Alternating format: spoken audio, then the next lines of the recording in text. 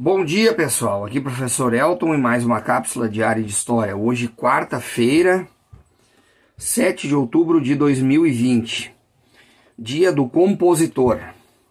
Essa data foi criada em 1948 pelo compositor Erivelto Martins, como forma de homenagem aos profissionais criadores da música brasileira. Na história, então, em 1806, foi criado o papel carbono, inventado por Pellegrino Turri. Ele é um papel impregnado de tinta, cera ou carbono, né, em uma das faces. Então ele é composto de duas folhas sobrepostas, sendo que você escreve na folha de cima e a cópia sai na folha de baixo, sempre escrito sob pressão, em uma máquina de escrever, impressora de pressão ou lápis ou caneta, né, sendo que a cópia sai na folha de baixo. Mas como ele é feito sob pressão, ele não serve para escrever muitas cópias. Né, muito antigo, atualmente já não é muito mais utilizado. Né, raramente é utilizado. Em 1919, a fundação da KLM, transportadora aérea de bandeira dos Países Baixos, que é a companhia aérea mais antiga que ainda utiliza o seu nome original, né, a KLM Airlines. Em 1932, temos um acontecimento histórico muito importante para a história do Brasil. É lançado o Manifesto de Outubro, que é o documento de fundação do integralismo. Né, o integralismo, que é um movimento que inicialmente se aproxima muito do governo de Getúlio Vargas, é uma corrente nacionalista idealizada por Plínio Salgado. O integralismo ele foi um partido e movimento político influenciado por ideias e práticas fascistas que se desenvolveram na Europa após o final da Primeira Guerra Mundial. Né?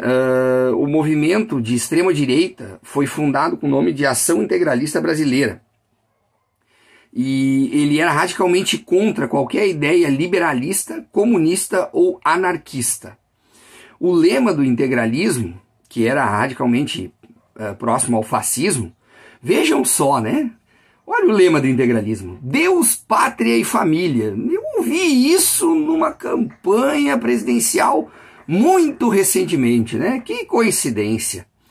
Né?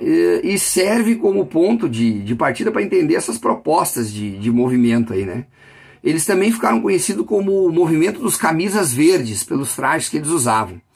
Né? Então eles eram sempre vestidos com camisas verdes e possuíam no braço esquerdo uma letra grega, a letra grega sigma, que vocês podem ver no exemplo ali, que queria dizer a união dos mais fracos. Não sei de que ponto eles queriam esses mais fracos, mas tudo bem.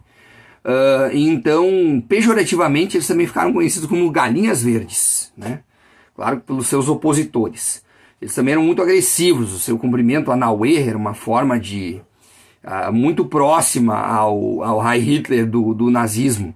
Né? Então, eles eram agressivos com os seus rivais e eram reprimidos da mesma forma. Tá? Então esse movimento, esse Manifesto de Outubro foi lançado em 1932 e é a fundação do integralismo. Em 1933 foi inaugurada a Air France. Depois de uma fusão de 5 companhias aéreas francesas, se fundou então outra grande companhia aérea, a Air France. Tá?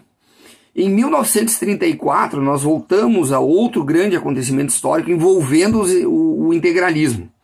Né? Houve uma ação conhecida como a Batalha da Praça da Sé, em São Paulo, ou a Revoada dos Galinhas Verdes. Sim, a Frente Única Antifascista, que foi um movimento de oposição ao integralismo, ela se posicionou contra um movimento que foi organizado no dia 7 de outubro de 1934, que foi a Marcha dos 5.000, que tinha sido organizada pela Ação Integralista Brasileira até para comemorar os 2 anos do Manifesto de Outubro, né, que foi organizado pela Ação Integralista Brasileira. Então eles marcharam em direção à Praça da Sé, e lá na Praça da Sé deu um confronto entre esses dois movimentos, a Frente Única Antifascista e a Ação Integralista Brasileira. E deu um quebra-pau lá na Praça da Sé. E botaram os galinhas verdes para correr. né? Então as manchetes dos jornais no outro dia lá dizia: galinha verde não corre, voa, né? Então alguns jornais lá de oposição aos integralistas diziam essa manchete. E até hoje alguns movimentos de esquerda lá comemoram a revoada dos galinhas verdes. Se vocês procurarem lá no Google Imagens, lá vão ver caricaturas que comemoram esse evento aí, certo? Em 1949 nós temos a data de fundação da República Democrática Alemã Comunista, a antiga Alemanha Oriental, né, que já não existe mais depois da queda do Muro de Berlim. Em 1984, o Brasil e a América Latina conheceram o primeiro bebê nascido pela técnica de fertilização in vitro. A criança Ana Paula Caldeira nasceu no dia 7 de outubro em São José dos Pinhais, na região metropolitana de Curitiba.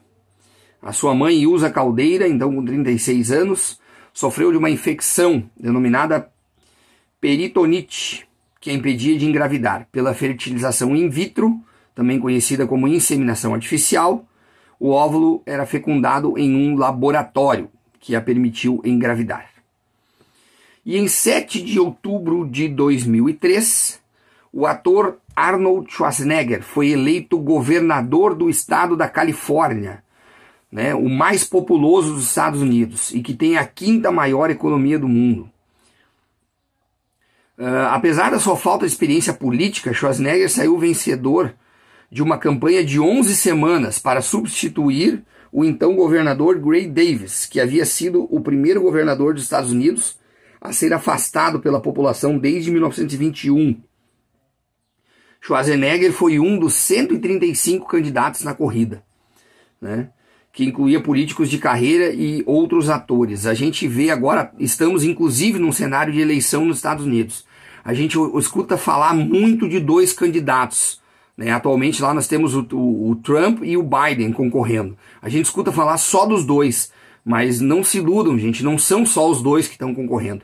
Existem inúmeros outros partidos concorrendo à presidência dos Estados Unidos, só que os 2 que entram em voga, em pauta, são o do Partido Republicano e do Partido Democrata, que são os 2 mais tradicionais dos Estados Unidos.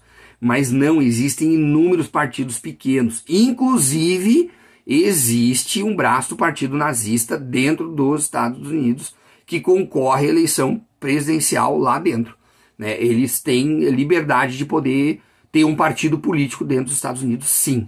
Tá? O que mais aqui sobre o Schwarzenegger? Nós temos, uma pequena biografia dele.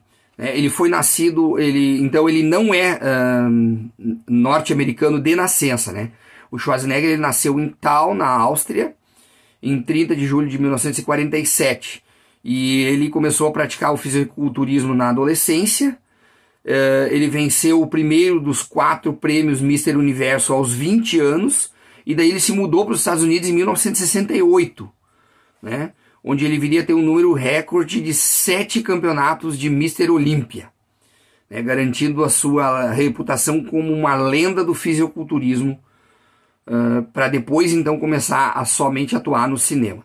E ele se naturalizou norte-americano em 1986, depois de ter participado da clássica produção do filme Conan o Bárbaro em 1982, que o lançou ao estrelato em Hollywood.